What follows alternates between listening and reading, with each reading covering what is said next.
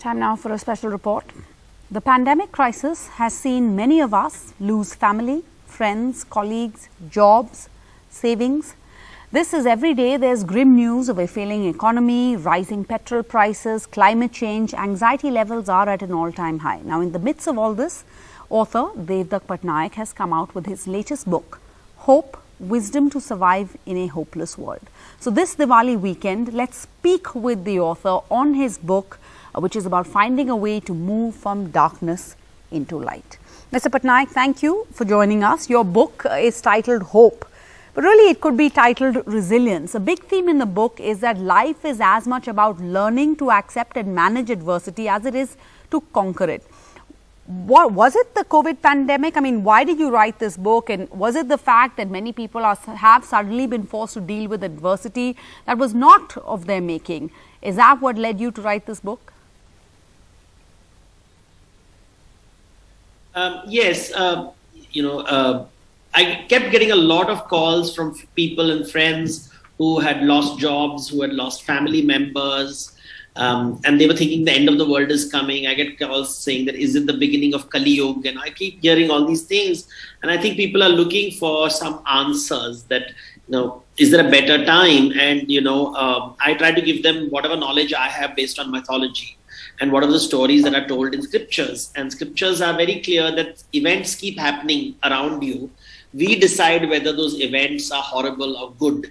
So, and that's what I've tried to present in the book, that, life goes through changes. Lots of changes happen. Some we like, some we don't like. Some, there is the real thing happening and the subjective experience of what is happening out there.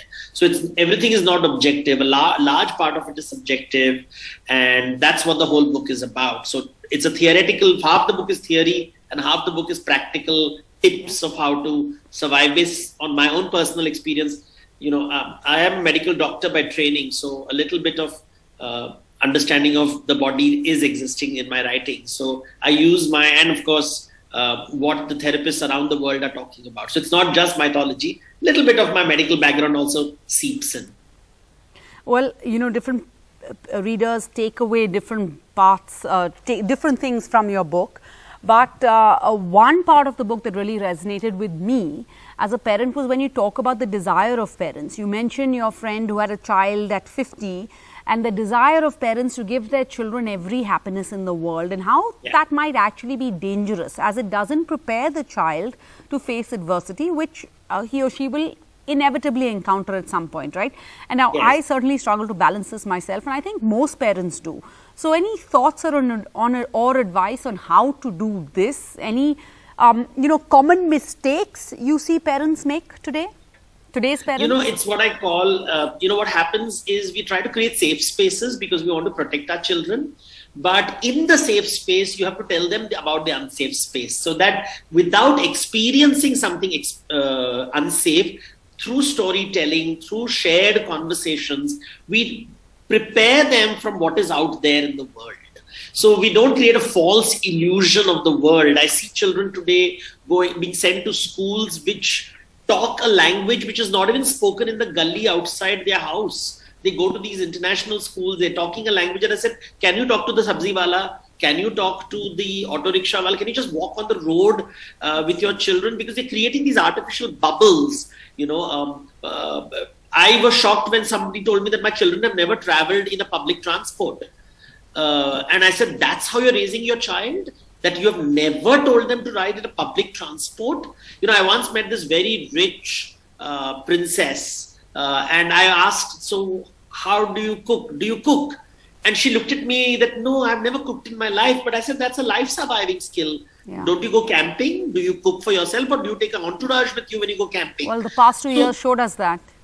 Yeah, I mean, it's basic life skills, washing vessels, cleaning the house, taking out the garbage. These are life skills. These are not to be seen as inferior activities. Or, stories like Red Riding Hood. These were stories which were meant to prepare people for what is out there, the big bad wolf. Don't pretend the world is not full of predators. The world is not full of nasty people, but there are also good people. And the forest is full of all kinds. I get very uncomfortable when I see some of these Hollywood movies which sort of create a very they destroy fairy tales. The traditional fairy tales were designed to prepare children for good things and bad things. You know, if you read Aesop's fables, if you read Jataka tales, they're written in a very clever way, but the sting is often taken off in the new narrations that I see. Storytelling. You know, when people talk about Ram and Sita going to the forest, they make it sound like a picnic. You know, and I see it on television, it sounds like they're in a picnic, and I'm like, no, it's a forest. A forest is a dangerous place where there is serpents and scorpions, and how do you survive? You know, when you live in the palace with, you know, you have all the luxuries in the world, and one day you're told, go to the forest. In the Mahabharata, the princes go to the forest, and they're told by the animals that in the forest, you're not a prince. You are just another animal. And that's the rude awakening for an Arjun or a Bhim. So the stories are telling you of life. And I think COVID reminds us that you're human. You might be the most powerful man in the world, but at the end of the day, you have to wear a mask. The virus doesn't care. The virus is not saying, ooh, you're a Bollywood film star and I will not enter your nostrils. Absolutely. There is no difference. Everybody was grounded in reality. You're all going to be locked up. It may be a private jet, but you have to be locked up. Well, this year really was, in a sense, a great leveler. In the end, it didn't matter who you are, if there was a shortage of beds or a shortage of oxygen. But, you know, in this book and in your career more broadly, you've used Hindu mythology and philosophy, both of which are thousands of years old, to grapple with modern problems. Now, you've advised businesses on strategy. And with this book, now you are becoming in a sense, a life or a performance coach of sorts. But another person who does this effectively is Prime Minister Modi. Have you found that it's you know, easier to communicate ideas around business strategy, management or personal performance using a Hindu cultural frame of reference, because that's so deeply ingrained in most people? For example, your idea about looking at the world the way Ram did versus the way Lakshman did is something that many psychologists have talked about. But by using Ram and Lakshman to illustrate the point, it probably sinks in much faster for most Indians. Is there a lesson here for people engaging in public discourse in India? Not just in India, everywhere in the world where you go, you have to tell stories that connect with people. So if I have a Chinese audience, if I say Ram and Krishna, it won't work.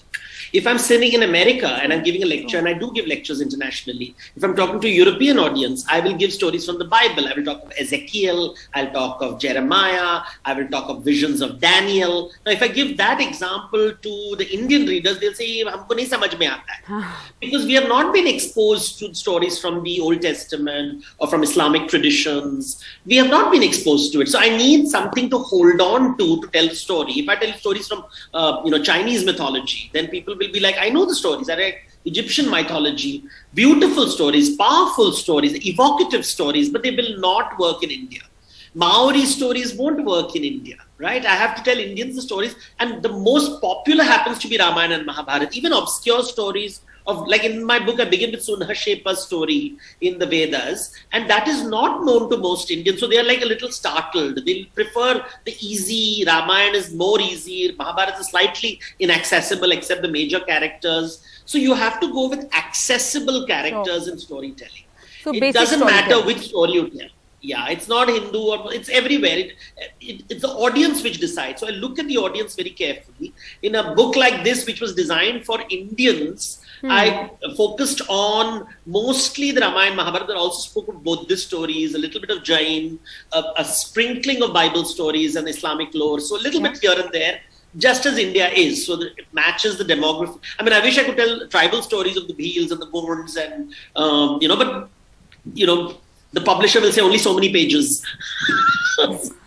I have to. So stories are powerful. Any story is powerful, but culturally connecting stories are definitely work like magic.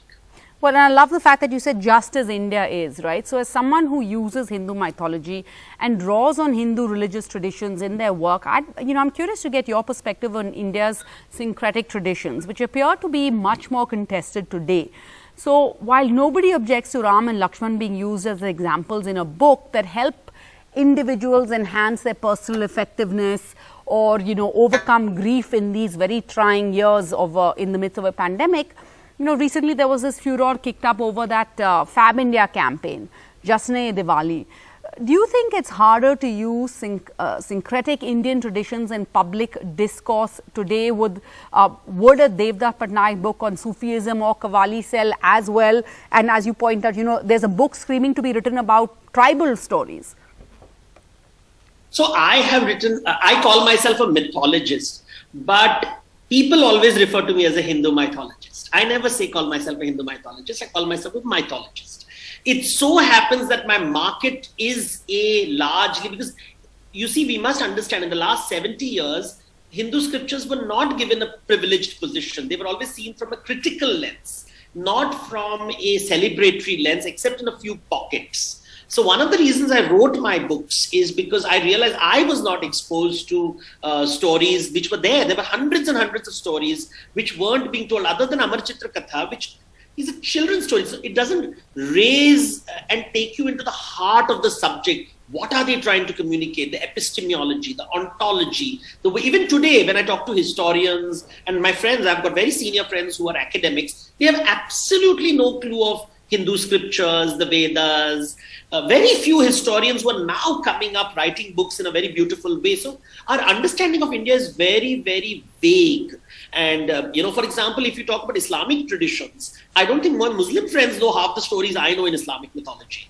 The Bon Bibi of Sundarbans, or the stories of the Peers, which come from Bengal, which come from Maharashtra, which come from Kerala. There are so many stories. I mean, even if I tell you Mahabharata, Mahabharata in Uttaranchal is very different from the Mahabharata which is told in Terukuttu traditions of Tamil Nadu.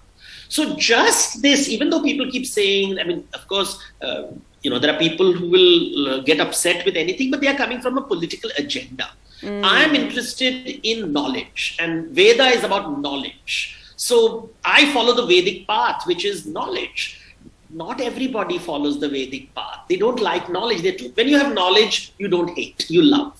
When you don't have knowledge, you're constantly becoming, in the book I call them Princess Matri, or the Princess of the Pea, who can't sleep, even though there are 20 mattresses, she can't sleep if there is one single pea under her bed. That's Princess Matri. Oversensitive politicians. I believe in Princess Jwala, who can walk in fire and not get singed by it. That's the Vedic traditions, the Hindu traditions that I follow. Politicians follow a different tradition. So they are a different species. They know everything about the world. Scholars don't. So this leads me to ask, you are clearly a proud Hindu and one who draws on his religious and cultural heritage in his work.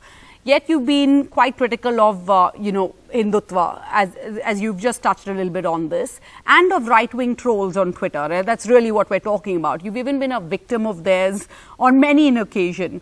Is there a battle on for the soul of Hinduism? How has political Hindutva, you just touched upon this, political, interpretations of mythology, how has political Hindutva shaped the way in which the religion is being experienced and practiced today in India? So I don't use words like battle in my conversations. Battle, victim, heroism. These are violent languages which we have inherited from the West, based on vivad, the principle of vivad, which is debate. I prefer samvad, conversations. And I don't think of right-wing trolls and Hindutva. I just feel there's knowledge, and my big axis is, am I dealing with smart people or stupid people? Now, if you're stupid, you're stupid. And how do I make you smart? I can't make you smart. So if you want to call it a battle, but it's not a battle, it's basically a journey of smart people in a forest of stupidity. So you can't get angry with stupid people. You must love them. They're sad, poor people who have nothing to do. I'm giving them the Vedas and they're getting angry. I'm packaging it in simple ways, the Vedas, the Ramayana, the Mahabharata, the wisdom of our ancestors, and they're getting angry. That's sad, no? That's so sad. So I don't get angry with stupid people. I mean, I humor them, I tease them, I provoke them in the hope that they will discover the wisdom of India. And it's very difficult. It's not easy. When all your life you have lived in the gutter, how will you appreciate perfume? All right. But there is hope. And that is why we write books like this. Mr. Devdutt Pattanaik, thank you so much for joining us and giving us a glimpse into your latest book. Thank you so much. Thank you.